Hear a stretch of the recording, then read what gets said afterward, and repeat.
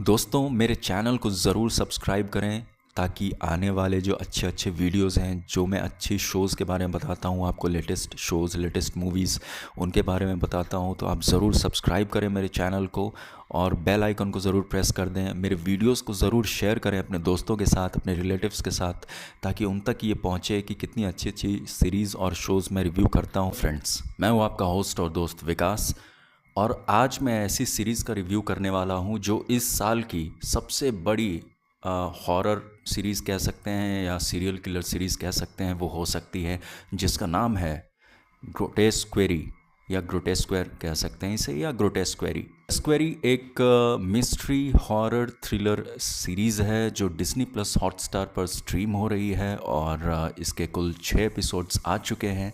यानी कि हर वीक इसके 2-2 एपिसोड्स ड्रॉप होते हैं डिज्नी प्लस हॉटस्टार पर हर थर्सडे को। दोस्तों यकीन मानिए, मैंने बहुत सारी क्राइम थ्रिलर सीरीज़ देख चुका हूँ, बहुत सारी क्राइम मूवीज़ देख चुका हूँ, क्राइम थ्रिलर मूवीज़ देख चुका हूँ, सीरियल किलर शोज़ देख चुका हूँ जिनका मैं रिव्यूज़ भी कर चुका हूँ।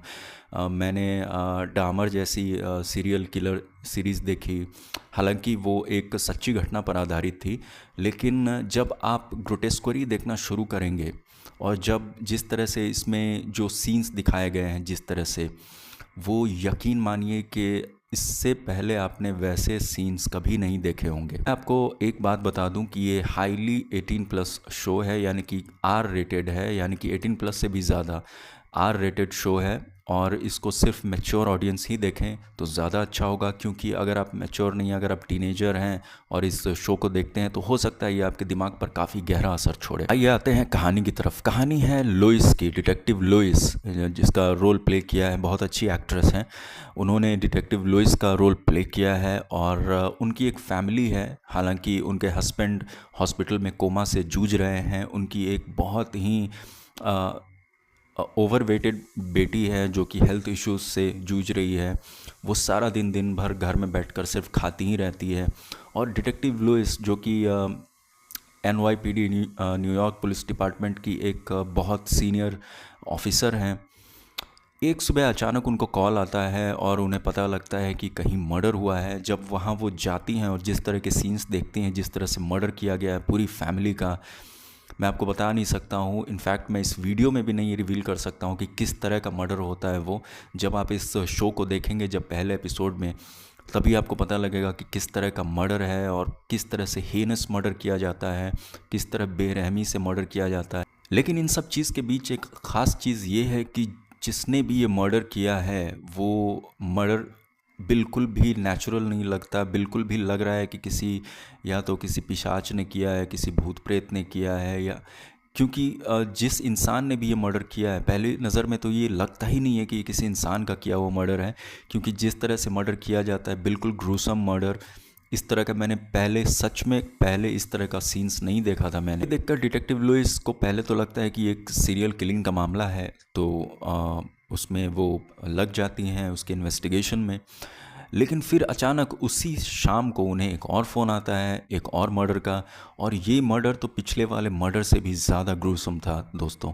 और जब वहाँ उस तरह के सीन्स दिखाए जाते हैं, जिस तरह से मर्डर हुआ है, वो देखकर तो अच्छों का दिमाग अपने ठिकाने पे नहीं रहेगा दोस्तों। बहुत ही ज़्यादा ब्लडी, ग्रूसम और बहुत ही हीनस मर्डर दिखाया गया।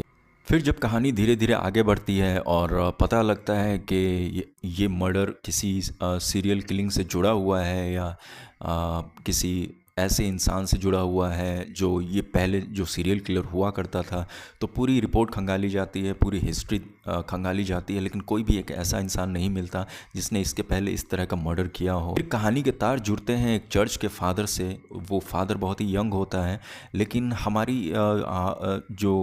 जो दिमाग है वो कहता है कि ये फादर हो सकता है, ये सीरियल किलर हो। कहीं कहीं तो ये शो आपको लगेगा कि ये हॉरर शो है, लेकिन जैसे जैसे कहानी आगे बढ़ती है पता लगता है कि नहीं, ये किसी सीरियल किलर का ही काम है। लेकिन ऐसा सीरियल किलर दोस्तों जो इस तरह के मर्डर करता है बिल्कुल सिस्टमैटिक ढंग से, बिल्कुल हर अपने पत्ते को सिस्टमैटिकली ढंग से बिछाना, उस तरह से मर्डर करना, और हर मर्डर के पीछे एक मैसेज होता है। यानी कि वो हंट कर रहा है डिटेक्टिव लुइस को। जब डिटेक्टिव लुइस को ये पता लगता है कि ये मर्डर सिर्फ उन्हें उकसाने के लिए है, उनके ऊपर हंट करने के लिए है, तब कहानी में और ज़्यादा दिलचस्पी आती है दोस्तों, क्योंकि ये मर्डर सिर्फ ये शो करने के लिए था कि वो किलर अब उसकी ज़िंदगी में वापस आ चुका है और वो अब ऐसे ही मर्डर करते जाएगा और उसके पीछे लगता जाएगा। वैसे तो इस शो को काफ़ी लोगों ने क्रिटिसाइज़ भी किया कि बहुत ज़्यादा ग्रूसम दिखा दिया गया है, लेकिन मेरा यकीन मानिए कि इससे भी ज़्यादा घटिया सीन्स देख चुके हैं लोग वेब सीरीज़ और टीवी शोज़ में। लेकिन ये शो सच में आपको इतना बांधे रखेगा, और जैसे ही आप ये शो देखना शुरू करेंगे, पहले मिनट से ही आप बिल्कुल चिपक जाएंगे शो के साथ, बिल्कुल कनेक्ट हो जाएंगे, और ये शो आपको अपने साथ बांधे रखेगा और अंत तक बांधे रखेगा। इस शो के अभी 2 एपिसोड्स आने बाकी हैं जो कि अगले हफ्ते आएंगे, यानी कि 18 या 19 अक्टूबर को 2 एपिसोड्स ड्रॉप होंगे, आखिरी के 2 एपिसोड्स। तो मैं उसका इंतज़ार कर रहा हूँ। लेकिन वाकई में दोस्तों ये सीरीज़ बहुत ही ज़्यादा अच्छी है, आपको ज़रूर देखनी चाहिए। और मैं तो कहूँगा कि अगर आप सच में एक अच्छी सीरियल किलिंग या साइको वाली शो देखना चाहते हैं, या जिसमें हॉरर का भी अच्छा मिश्रण हो, तो ये शो आपके लिए एक वरदान है। इस शो की सबसे ख़ास बात है इसकी सिनेमेटोग्राफी। इसकी सिनेमेटोग्राफी इतनी अच्छी है, इतनी स्मूथ है, और इतना हॉरर पैदा करती है अपने आप में कि आप शो को छोड़ के पहले तो इसकी सिनेमेटोग्राफी से ही डर जाओगे, क्योंकि ये सिनेमेटोग्राफी ही हमें है जो बहुत हद तक डराती है। एक्टिंग की बात करूं तो डिटेक्टिव लुइस का किरदार निभाने वाली अभिनेत्री ने काफ़ी अच्छा किरदार प्ले किया है, और जो उनके सपोर्टिंग एक्टर्स हैं, जैसे कि जो फादर का रोल जिसने किया है उन्होंने भी काफ़ी अच्छी एक्टिंग की है, और जो एक नन का किरदार प्ले किया है एक लड़की ने, उसने भी काफ़ी अच्छा रोल प्ले किया है, और भी जो छोटे मोटे सपोर्टिंग कास्ट्स हैं उन्होंने भी काफ़ी अच्छा रोल प्ले किया है। लेकिन ये सीरीज़ आपको सिर्फ उसकी एक्टिंग के लिए नहीं, उसके जिस तरह का एटमॉस्फेयर दिखाया गया है सीरीज़ में, वो वाकई में बहुत ही काबिल तारीफ़ है। यही दिखाता है कि एक अच्छा प्रोड्यूसर, एक अच्छा डायरेक्टर, अगर उसको एक अच्छी कहानी, बहुत अच्छी एक्स्ट्रॉर्डिनरी कहानी नहीं भी मिली, तो वो इस एवरेज जैसे दिखने वाले शो को भी अपने कंधों पर उठाकर इतना अच्छा पेश कर सकता है। ये आप इस शो में देखेंगे। इस शो के प्रोड्यूसर है रायन मर्फी, जिन्होंने इसके पहले डामर और मॉन्स्टर्स की सीरीज़ बनाई, और फिर पोज जैसी सीरीज़ बनाई। और पोज तो काफ़ी मेरी फेवरेट सीरीज़ है, और बहुत सारे शोज़ उन्होंने बनाए। द पॉलिटिशियन बनाए नेटफ्लिक्स के लिए, फिर नेटफ्लिक्स के लिए ही उन्होंने द वॉचर बनाई थी जिसमें नाओमी वॉट्स थी, और बहुत सारी सक्सेसफुल शोज़ के वो राइटर रह चुके हैं और प्रोड्यूसर भी रह चुके हैं। उनकी शो की सबसे ख़ास बात यही होती है कि उसमें सिनेमाटोग्राफी के साथ साथ एक अच्छी कहानी, एक अच्छी स्क्रीन प्ले दिखाई जाती है जो आपको अंत तक बांधे रखती है। तो मेरा रिव्यू ग्रोटेस्क्वेरी के लिए। अगले रिव्यू तक के लिए गुड बाय, और मैं ज़रूर आपको रिकमेंड करूँगा ये शो। मैं इस शो को देता हूँ 10 में से 8। देखना ये है दोस्तों कि अगले 2 एपिसोड्स में क्या होता है और किस तरह से ये शो मोड़ लेती है। मैं इसका एक फ़ाइनल रिव्यू भी शायद करूँगा। वैसे आप मान के चलिए कि यही मेरा फ़ाइनल रिव्यू है, क्योंकि वीडियो काफ़ी लंबी हो चुकी है और मैंने काफ़ी कुछ रिवील भी कर दिया है जो कि मुझे नहीं करना चाहिए था।